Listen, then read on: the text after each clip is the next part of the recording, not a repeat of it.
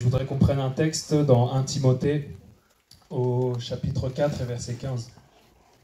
Un message, un texte, quelque chose qui a vraiment brûlé dans mon cœur cette semaine, où l'apôtre Paul avant a donné tout un tas de recommandations, tout un tas de conseils à Timothée. Et il en vient à ce verset où il lui dira « Occupe-toi de ces choses, donne-toi tout entier à elles, afin que tes progrès soient évidents pour tous. » Et vraiment le titre de mon exhortation ce matin, ce serait « Et c'est donne-toi tout entier.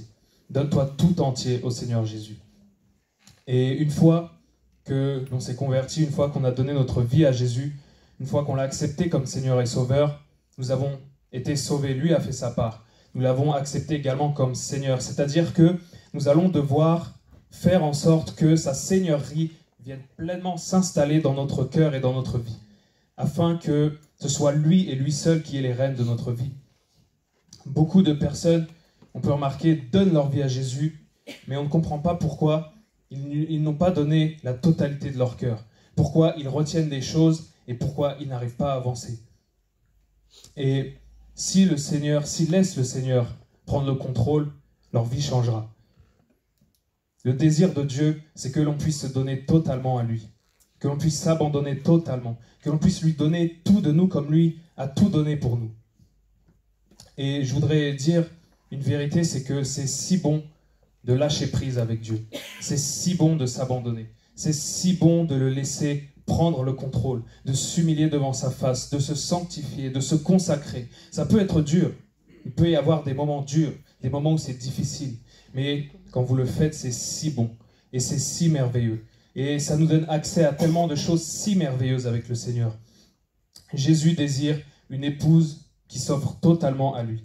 Pas qui retient des choses, qui lui cache des choses ou qui ne veut pas lui céder des parties de sa vie ou des choses qu'elle sait qui sont mauvaises pour elle. Mais ce que désire le Seigneur, c'est cette épouse qui lui donne tout. Et lorsqu'on voit dans la parole de Dieu, à plusieurs reprises, le Seigneur nous exhorte et nous enseigne à marcher comme Jésus a marché, à devenir comme Jésus était, à vraiment que sa nature en lui puisse s'exprimer afin que nous lui ressemblions pleinement.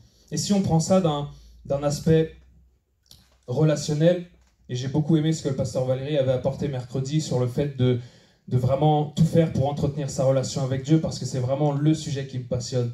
Et d'un point de vue relationnel, si quelque chose est important pour moi dans une relation, alors je vais moi-même le mettre en place, je vais le respecter et je vais attendre ça en retour de la personne. Et si Jésus a tout donné pour nous, si Jésus nous a aimés, s'il a été fidèle en toutes choses, si lui-même est fidèle avec nous, il attend simplement en retour, et c'est si important pour lui, que nous puissions aussi être fidèles envers lui. Je me suis dit, Jésus, dans sa vie sur terre, il a déjà souffert l'abandon, il a déjà souffert la trahison, il a déjà souffert le reniement, des hommes infidèles, et je me suis dit, pourquoi devrait-il encore souffrir ces choses? Pourquoi moi, est-ce que je devrais le laisser encore souffrir? Il a déjà payé le prix. Et je ne parle pas ici de renier le Seigneur, si je dirais le mettre de côté, mais je dirais le mettre de côté dans notre cœur.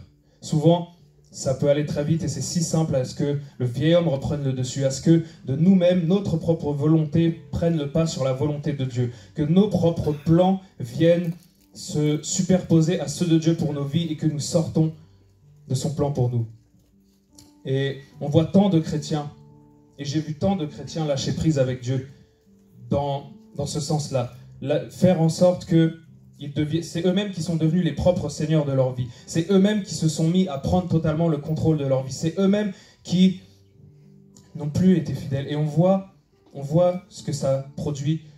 Des gens qui perdent le feu du premier amour pour Jésus. Des gens qui commencent à devenir rebelles, peut-être infidèles. Des gens qui ne veulent plus se soumettre aux autorités. Parce qu'ils ont repris la place que le Seigneur avait dans leur vie par eux-mêmes ou par autre chose. Mais ce que désire Jésus et ce à quoi il nous invite simplement, sans condamnation, sans jugement, juste à dire donne-toi tout entier, tous les domaines de ta vie, tout ce qui peut nous tirer vers le bas, tout ce qui peut être des obstacles dans notre marche avec le Seigneur, dans notre relation avec lui, tout ce qui peut être de choses que nous n'avons pas encore sanctifiées, ça peut être des liens, ça peut être des maladies. Le Seigneur nous dit donne-moi tout ça. Donne-moi tout ce que tu as, afin que je prenne le contrôle. Jésus dira, venez à moi, vous tous qui êtes fatigués et chargés, je vous donnerai du repos. Venez à moi. Il dira que son joug est doux et son fardeau léger. C'est-à-dire que si je garde mes fardeaux à moi, je ne serai pas heureux. Et ce sera très difficile. Si je garde toutes ces choses en moi et que je refuse de lui donner, ce sera difficile. Mais Jésus dit, prenez mon fardeau, prenez mon joug, et il sera léger, et il sera simple, et il sera facile pour vous. C'est pour ça que je dis, il est si bon de s'abandonner au Seigneur. Il est si bon de lâcher prise dans notre cœur. À chaque fois que c'est notre propre volonté, que c'est notre vieil homme qui cherche à contrôler ou à prendre le dessus, c'est si bon de dire non et de laisser le Seigneur prendre toute la place.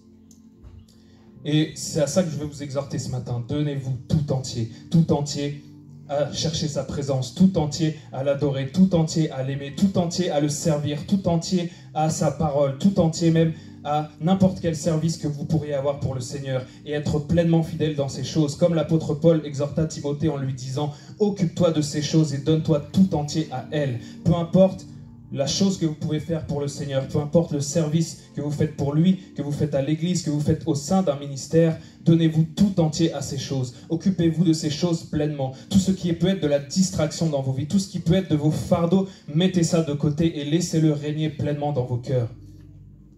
Il est important pour avancer, et c'est une clé merveilleuse, de se remettre constamment en question et de pratiquer l'introspection en se disant « Seigneur, sonde-moi, montre-moi si mon cœur est droit, si les motivations de mon cœur sont justes, si je te sers par intérêt, si je fais les choses par intérêt ou si je les fais par amour pour toi, si je manque de fidélité dans ce domaine, si je manque d'obéissance dans ce domaine, si je manque de soumission ou d'humilité, Seigneur, montre-le-moi afin que je puisse corriger ces choses et aller plus loin avec toi. » C'est ce que le Seigneur attend de nous.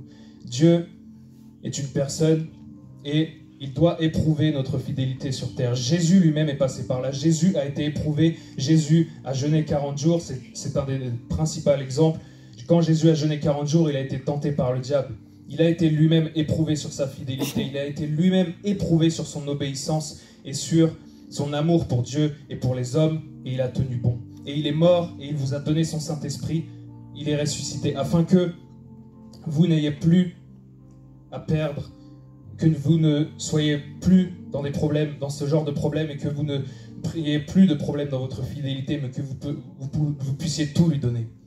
Lorsque Jésus est allé à la croix, il allait jusqu'au bout, il nous a montré vraiment les totales profondeurs de l'abandon d'un homme à Dieu, à la volonté de Dieu, lorsqu'il a dit « Ta volonté, Seigneur, pas ma volonté, mais ta volonté ». C'est-à-dire que nous pouvons aller jusqu'à tout laisser au Seigneur et parfois même jusqu'à nos propres désirs et nos volontés pour lui, par amour pour les autres, pour en sauver un grand nombre et pour rentrer dans le plan de Dieu pour nous.